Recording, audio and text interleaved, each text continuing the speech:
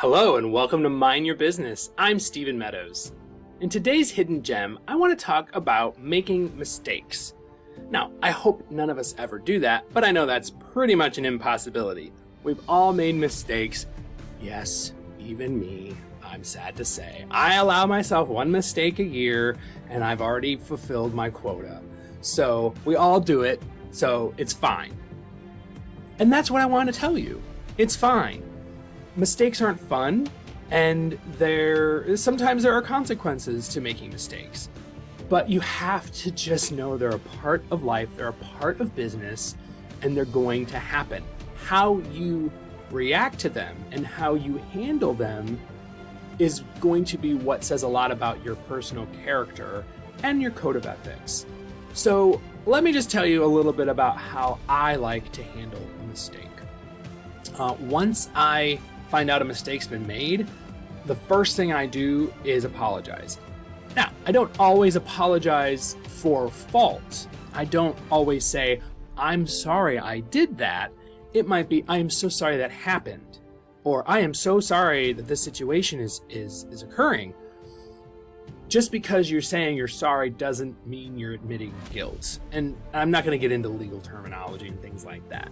But you don't have to accept blame in order to show remorse for a situation. I'm so sorry this is happening. Let me see what I can do to solve it. Because I'm one of those people, like, I'm not always going to admit that it was my fault right away. I want to make sure that it's my fault. I am happy to admit fault when I screw up. I will fall on my sword. I will do what I have to do when I have actually made the mistake. But if it's not my mistake, I'm not going to automatically take blame for it. I want to make sure that I find out what really happened. Now, I'm not saying that because I'm trying to find the person to blame. I don't like casting blame. In fact, as a manager, as an operations person, I try to protect my staff as much as I can. I don't want, if one of my agents comes to me with a problem, I don't want to just throw one of my staff people under the bus, because ultimately it's my problem. It doesn't matter if one of my employees messed up. Ultimately, it's still my fault because I'm the supervisor. So to some extent, it is my fault, but I don't necessarily jump right to that conclusion. So, you know what? That was my bad. Let me fix it. That's just my personal thing. I'm more concerned with finding out what really happened than offering an explanation. So, first thing is don't cast blame on someone else. Don't throw someone else under the bus. Just assess the situation. I'm sorry this happened. Let me see what I can do. If it's something where you know it's you, I've made dumb mistakes. Just the other day, I forgot to tell one of my folks which office they needed to work at. And then I had to scramble around at the last minute to find someone to open the office. That was my fault. I got busy. I was in the car. I forgot to circle back and tell them what the schedule was going to be. My bad. Sorry. And so whenever I called, look, I screwed up. Can you cover for this? Sure, no problem.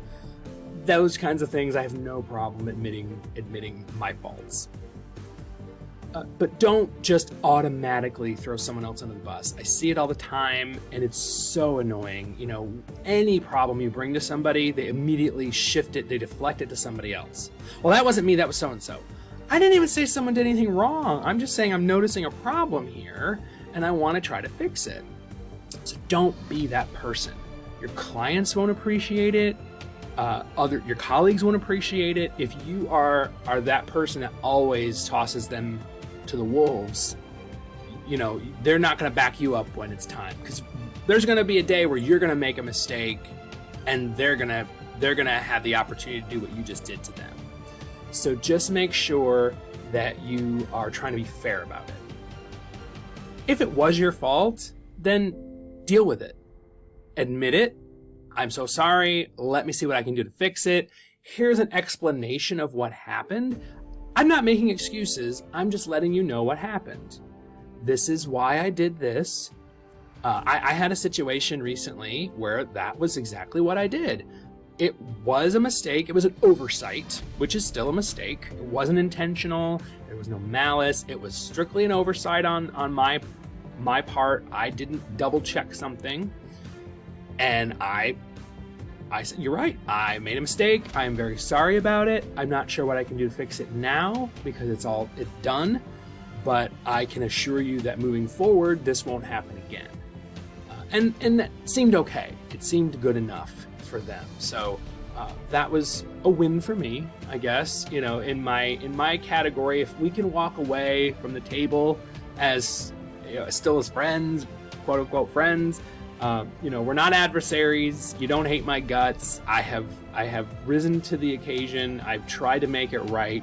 You know, that's all you can expect in some of these situations. So in business, mistakes are going to happen. You just need to deal with them properly.